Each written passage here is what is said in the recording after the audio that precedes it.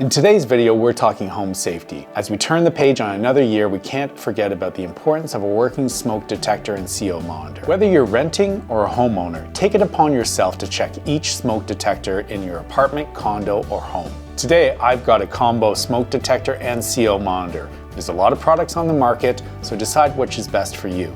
There are a few different kinds of smoke detectors and CO monitors out there. It's important to identify which kind you have. Some are hardwired into your house, some are battery operated, and some have lithium-ion 10-year batteries. So once you identify what type of detector you have, check the alarm to make sure it's working properly. If your detector is battery operated or has a battery backup, replace batteries every year and replace your smoke or CO detector every 10 years. Clean your smoke detector or CO monitor every 3 months to make sure it's free of dust and debris. If you found this tip helpful, subscribe below, like and follow me on Instagram for more helpful tips. Thanks again for watching, and we'll see you next time.